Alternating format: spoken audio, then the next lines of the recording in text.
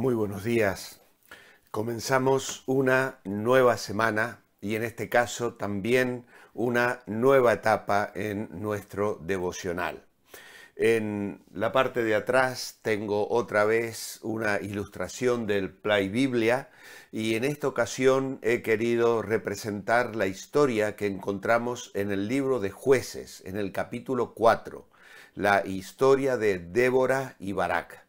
Nos dice la Escritura que esta mujer se sentaba bajo una palmera para juzgar a Israel. Y las personas venían con sus pleitos y las situaciones de la vida diaria para recibir el consejo, la guía y la dirección de esta mujer que se había ganado el respeto y la autoridad sobre el pueblo de Dios. Hay toda una historia alrededor de Débora y Barak, este hombre que no quiso ir a la guerra sin que Débora le acompañara, y aunque el enemigo Sísara era muy poderoso, Dios obtuvo y entregó una victoria extraordinaria al pueblo de Israel, pero no lo hizo por la mano de Barak, sino por la mano de una mujer, la mujer de Eber-Seneo, que habría de matar a aquel general en medio de su huida. Es una historia apasionante, podéis leerla allí y aquí tenemos sencillamente a Débora sentada bajo su palmera tratando los asuntos del pueblo de Israel y a Barak que ya viene con la trompeta en su mano porque a través de la dirección de Dios por medio de Débora habría de convocar al pueblo de Israel para quitar el yugo que durante muchos años los enemigos habían traído oprimiendo al pueblo de Dios. Una preciosa lección que va añadida a lo que vamos a estar mirando esta semana. Tenemos el nuevo devocional, Filipenses, todos para uno. Y ayer domingo hemos hecho una introducción en la iglesia desde el capítulo 16 de Hechos, que es el que vamos a estar meditando, porque la epístola a los Filipenses, como decíamos ayer, se escribió en el año 61, finales del 61, comienzos del 62. Pero la historia que hoy nos convoca y a lo largo de esta semana es unos 10 años antes y se encuentra en Hechos capítulo 16. Para poder comprender la epístola de Pablo a los Filipenses y el amor y el cariño que unía a este pastor, a este siervo de Dios, con esta hermosa iglesia de Filipos, pues necesitamos detenernos en Hechos capítulo 16. Y hoy vamos a leer los primeros 5 versículos de este capítulo. Después llegó a Derbe y a Listra. Había allí un discípulo llamado Timoteo, hijo de una judía creyente, mas de padre griego. Los hermanos que estaban en Listra y en Iconio hablaban muy bien de él. Así que Pablo quiso que Timoteo le acompañara. Para evitar problemas con los judíos que había en aquellos lugares, Pablo hizo que Timoteo se circuncidara, pues todos sabían que su padre era griego. Al recorrer las distintas ciudades, entregaban a los hermanos, con el fin de que las cumplieran, las decisiones que los apóstoles y los ancianos de Jerusalén habían tomado. Y esto está detallado en el capítulo anterior, en el capítulo 15. De esta manera, la iglesia puso freno a los judaizantes que pretendían que el evangelio y el reino de Dios quedara ligado a las prácticas judías descritas en el Antiguo Testamento. Si esto hubiese sido así, el cristianismo hubiera muerto, hubiera quedado sepultado bajo los ritos y las demandas de un sistema de vida que en realidad Dios había dado al pueblo de Israel para señalar a Jesucristo, apuntando a Jesucristo, describiendo la obra de Jesucristo, el Cordero de Dios que quita el pecado del mundo. Pero ahora estos judaizantes se levantaban en contra de Pablo y de Pedro y de los primeros cristianos, intentando atar nuevamente a esas demandas del Antiguo Testamento la nueva vida de la gracia de Dios en Cristo Jesús, que traía libertad y una perspectiva completamente nueva para aquellos que aceptaban el mensaje del Evangelio. Entonces se reúne el concilio en Jerusalén, se discuten estos temas, se acuerdan ciertas determinaciones y se envían a través de Pablo y Silas, que van visitando las iglesias que habían sido fundadas en el primer viaje misionero. Y estas, dice aquí la Escritura, eran noticias buenas que debían cumplirse, y las decisiones que los apóstoles y los ancianos de Jerusalén habían tomado. Y esto, sin duda alguna, era una noticia de libertad, de bendición, de tranquilidad, de paz, de aceptar el Evangelio, de proclamar el Evangelio, de vivir el Evangelio, no sujeto a las reglas y a los ritos, sino en la expresión de la gracia de Dios que nos permite vivir la libertad de la vida cristiana. Y entonces acá acaba este primer párrafo en el versículo 5. Así que las iglesias eran fortalecidas en la fe y aumentaban en número cada día. En nuestro devocional tenemos una descripción hermosa acerca de la actitud de Pablo, la verdadera mansedumbre. ¿Por qué aparentemente Pablo contradice lo que las determinaciones que el concilio había tomado? Porque él va diciendo allí que tenían que cumplir estas decisiones que daban libertad. Sin embargo, somete a Timoteo precisamente a la circuncisión. Pues esto se explica fácilmente.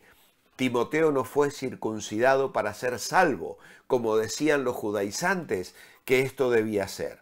Él fue circuncidado porque tenía en su sangre una parte judía, y para poder entrar en las sinagogas donde Pablo quería llevar el evangelio, debía tener este rito en su carne, en su cuerpo, lo que le autorizaba para entrar en los lugares judíos y hablar con toda libertad el mensaje de vida y de salvación. Y así se conforma un equipo misionero efectivo, eficaz, que puede hacer el trabajo para el que Dios les había llamado. Y en este sentido, Pablo cede, diríamos, y lo hace con sabiduría, para no perjudicar el servicio al Señor, para facilitar el avance del reino, para que su función y la función de su equipo como embajadores de Dios pudiese llevarse a cabo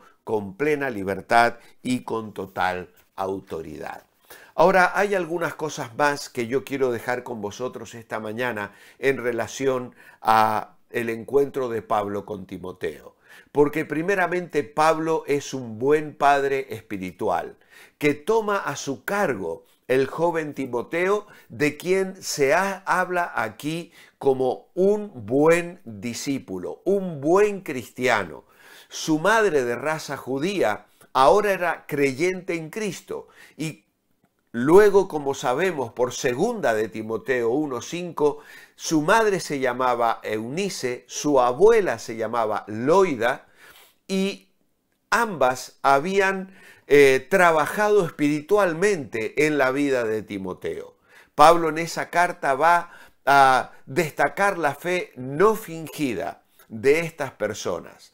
Él, como hemos dicho, era de padre griego, gentil, y no sabemos el nombre de su padre, pero aparentemente, si bien no había impedido el que su madre trabajara espiritualmente en la vida de su hijo, no había tampoco su madre llegado a imponer la circuncisión en la infancia de Timoteo, pero sí le había educado en el temor de Dios. Así que aunque no tenía la señal del pacto judío, eso no hacía que este joven no hubiese crecido aprendiendo a temer a Dios.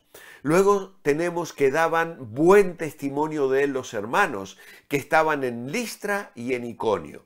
Un jovencito de 18 años ya tenía un buen nombre entre la gente buena. Y entonces Pablo quiso que saliera con él, pues veía en él un joven de buenas cualidades para la obra del Señor. En este sentido, Pablo era un hombre de visión, un hombre que trabajaba en la vida de las personas y valoraba el potencial de los dones espirituales que podían ser desarrollados para el avance del reino de Dios. Y el párrafo tan hermoso que nos introduce en esta semana tan especial nos describe la consolidación de las iglesias. Pasaban por las ciudades donde antes Pablo y Bernabé habían predicado el evangelio, habían fundado iglesias y estaban visitando ahora en su vuelta. Y estas iglesias le entregaban estas ordenanzas acordadas por los apóstoles y los ancianos desde Jerusalén. Y así les prestaban un servicio excelente, pues todas las iglesias de aquellas regiones estaban interesadas en las decisiones que se habían tomado en aquel encuentro de los líderes de Jerusalén. Y las iglesias eran consolidadas en la fe. Se consolidaban especialmente en su opinión contra la imposición de la observancia de la ley que se demandaba a los gentiles. Y cuando vieron en las ordenanzas el testimonio no solo de los apóstoles y los ancianos, sino también del Espíritu Santo, fueron afirmadas, fueron consolidadas. Los testimonios a la verdad, aun cuando no resulten eficaces para convencer a quienes se oponen a ellas, pueden ser muy útiles para consolidar a los que se hallan perplejos acerca de estos problemas. Además, el espíritu de ternura que aquellas cartas destacaban por todos lados, mostraban a las claras que los apóstoles y los ancianos habían sido guiadas al redactarlas por aquel que es el amor mismo, el Espíritu Santo, y entonces las iglesias aumentaban en número cada día. La imposición del yugo de la ley sobre el cuello de los recién convertidos era suficiente para asustar a la gente y apartarla de la conversión al cristianismo. Pero al hallarse libres con la libertad que Cristo nos otorgó con su obra redentora, aceptaban con gozo el mensaje del Evangelio. Y así las iglesias aumentaban en número cada día. ¡Qué gozo para los que trabajaban por la salvación de las almas ver un aumento tan grande y tan constante! Y eso es lo que nos mueve también a nosotros en el día de hoy a trabajar arduamente para la extensión del reino de Dios. Mi oración escrita esta mañana es: amado Padre, qué hermoso es ver cómo trabajas en la vida de tus hijos. Nosotros solo vemos el hoy, el presente, pero tú ves más allá. Un niño que hoy acepta a Cristo en su corazón, mañana puede ser un misionero que llevará el Evangelio a muchos y cuidará de sus almas para que puedan crecer en la gracia. Sigue, Señor, levantando siervos consagrados a ti. En tu nombre, amén. Amados, manteneos bendecibles y os espero mañana martes para seguir meditando en Hechos 16.